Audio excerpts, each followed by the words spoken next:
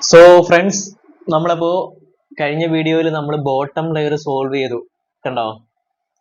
നമ്മൾ bottom layer solve ചെയ്തു. ഇനി നമ്മൾ പഠിക്കാൻ പോകുന്നത് മിഡിൽ ലെയർ, അതായത് ഇത് മിഡിൽ ലെയർ. അവിടെ നമ്മൾ സോൾവ് ആക്കാൻ പോവുകയാണ്. അതാണ് നമ്മൾ പഠിക്കാൻ പോകുന്നത്. ഓക്കെ, അതിലേക്ക് നമുക്ക് കിടക്കാം. അപ്പോൾ അതിനു വേണ്ടി നമ്മൾ ചെയ്യേണ്ടത്, നമ്മൾ ആദ്യം ഈ ബോട്ടം ലെയർ നമ്മൾ സോൾവ് ചെയ്തത് ഇങ്ങനെ പിടിച്ചിട്ടായിരുന്നു. വൈറ്റിനെ ഫേസ് ചെയ്തിട്ടാണ് നമ്മൾ ചെയ്തത്. ആദ്യം ഡേയ്സ് ക്രിയേറ്റ് ചെയ്തപ്പോൾ നമ്മൾ യെല്ലോ ഫേസ് ചെയ്ത് പിടിച്ചു. നമ്മൾ വൈറ്റ് സോൾവ് ചെയ്തപ്പോൾ ഇങ്ങനെ വൈറ്റിനെ ഫേസ് ചെയ്ത് പിടിച്ചു. ഇനി നമ്മൾ ഈ മിഡിൽ ലെയർ സോൾവ് ചെയ്യുമ്പോൾ നമ്മൾ ഫൈനൽ ലെയർ, അതായത് യെല്ലോ നമ്മൾ ഫേസ് ചെയ്ത് പിടിക്കണം. യെല്ലോനെ നമ്മൾ ഫേസ് ചെയ്ത് പിടിച്ചിട്ടാണ് അൽഗോരിതം അപ്ലൈ ചെയ്യുന്നത്. ഓക്കെ, അപ്പോൾ ഇവിടെ നമ്മൾ അൽഗോരിതം അപ്ലൈ ചെയ്യാൻ വേണ്ടി അതിന് മുന്നേ കുറച്ച് ഓപ്ഷൻസ് ഉണ്ട്. ആ ഒരു ഇതിൽ വെച്ചിട്ട് മാത്രം ആ അൽഗോരിതം അപ്ലൈ ചെയ്താലേ കറക്റ്റ് മിഡിൽ ലെയർ നമുക്ക് സോൾവ് ആയിട്ട് കിട്ടുള്ളൂ.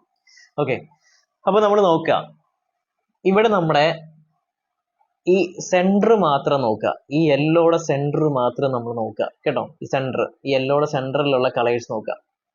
ഇവിടെ കണ്ടോ, ഇവിടെ ബ്ലൂവും റെഡും കാണാം, ഇവിടെ ഗ്രീനും റെഡും കാണാം, ഇവിടെ ഓറഞ്ചും ബ്ലൂവും കാണാം.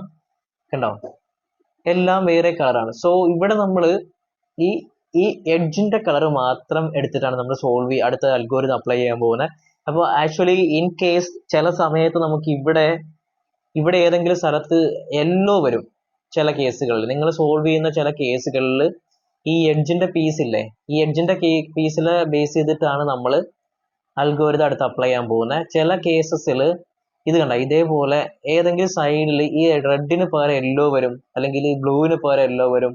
അങ്ങനെ വന്നാൽ നമ്മൾ അത് എടുക്കാൻ പാടില്ല. യെല്ലോ വരാത്ത പീസസ് വെച്ചിട്ട് മാത്രമാണ് നമ്മൾ അൽഗോരിതം അപ്ലൈ ചെയ്യേണ്ടത്. മനസ്സിലായോ? ഇപ്പൊ ഇവിടെ നമ്മൾ നോക്കുമ്പോൾ ഒന്നിലും യെല്ലോ ഇല്ല. കണ്ടോ, ഈ എഡ്ജ് പീസിൽ ഒന്നിലും യെല്ലോ ആയിട്ടില്ല. അപ്പൊ നമുക്ക് ഇതിൽ ഏത് പീസ് വേണമെങ്കിലും എടുക്കാം. അപ്പൊ ഞാനിപ്പോ ഇവിടെ എടുക്കാൻ പോകുന്ന ഈ എഡ്ജിന്റെ ഈ റെഡും ബ്ലൂ എടുത്തിട്ടുള്ള പീസാണ്.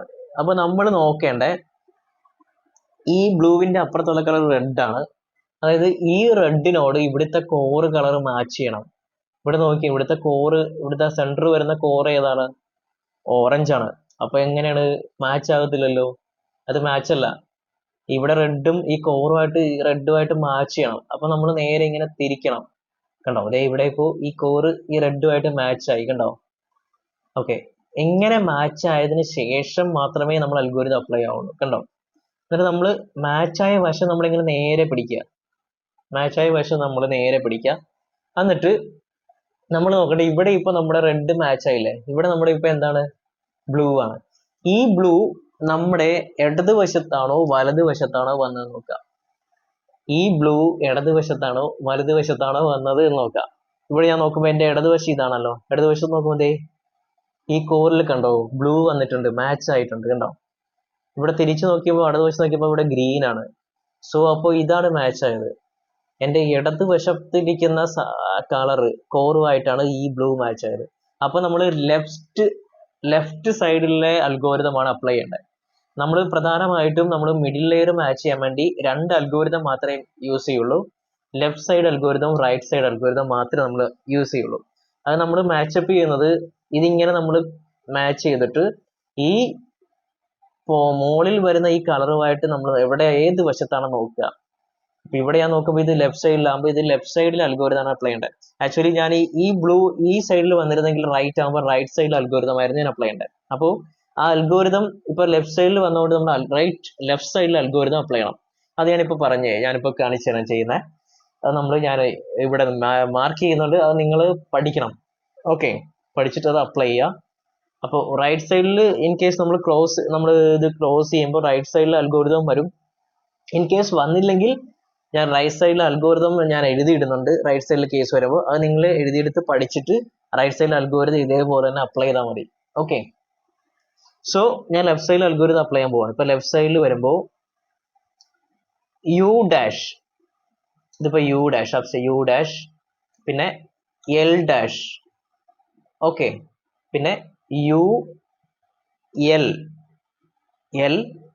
പിന്നെ യു എഫ്, പിന്നെ യു ഡാഷ്, പിന്നെ F dash.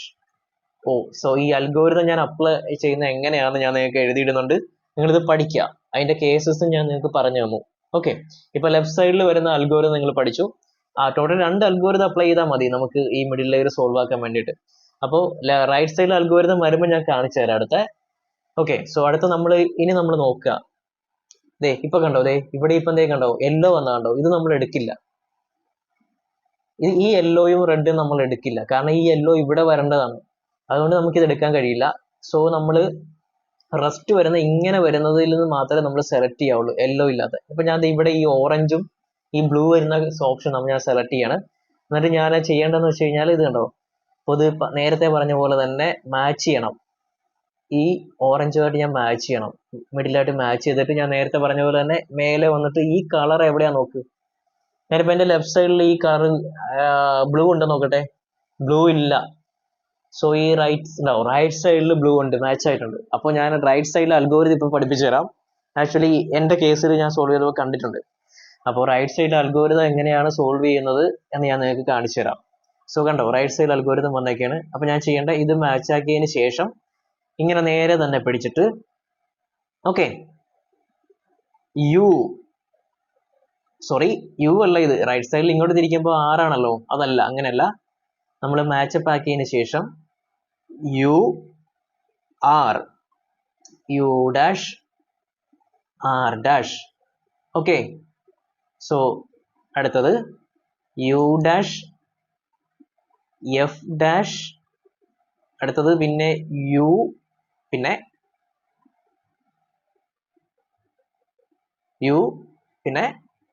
F. Okay, so നമ്മൾ അത് ചെയ്തു. ഇനി നമ്മൾ നോക്കുക, നമുക്ക് നോക്കുക ഇവിടെ തന്നെ എഡ്ജ് നോക്കുക. എഡ്ജിൽ ഇപ്പൊ 2 യെല്ലോ വന്നിട്ടുണ്ട് ഇവിടെ.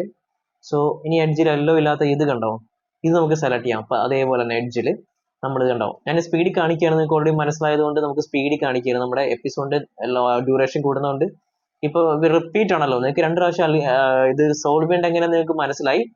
റൈറ്റ് സൈഡും ലെഫ്റ്റ് സൈഡും നിങ്ങൾക്ക് മനസ്സിലായി. ഇനി ഞാൻ പെട്ടെന്ന് സോൾവ് ചെയ്യണം കേട്ടോ, കാരണം നിങ്ങൾക്ക് ഓൾറെഡി ഇത് നിങ്ങൾക്ക് മനസ്സിലായിട്ടുണ്ട്. ഞാൻ സോൾവ് ചെയ്യണം. ഓക്കെ, മാച്ച്ഡ് ഗ്രീൻ എന്റെ റൈറ്റ് സൈഡിൽ അൽഗോരിതത്തിലാണ് വന്നേക്കുന്നത് കേട്ടോ. അപ്പൊ ഞാൻ റൈറ്റ് അൽഗോരിതം അപ്ലൈ ചെയ്യേണ്ടത്. അപ്പോൾ U dash R dash U dash F dash U F. So okay, ഇനി ഞാൻ എളുപ്പമൊന്ന് അപ്ലൈ ചെയ്യാണ്, കാരണം ഒരുപാട് 2 അൽഗോരിതം ഉള്ളൂ. 2 അൽഗോരിതം നിങ്ങൾക്ക് പറഞ്ഞു തന്ന സിറ്റുവേഷൻ പറഞ്ഞു തന്നു. ഇനി എനിക്ക് എളുപ്പമൊന്ന് ചെയ്യാമല്ലോ. സോ ഞാൻ മാച്ചപ്പ് ആക്കി. ഇത് എനിക്കിപ്പോൾ ലെഫ്റ്റ് സൈഡിൽ കിട്ടി. ലെഫ്റ്റ് അൽഗോരിതം അപ്ലൈ ചെയ്യുക. ലെഫ്റ്റ് അൽഗോരിതം എന്ന് പറയുന്ന U dash L dash U L U F U dash F dash.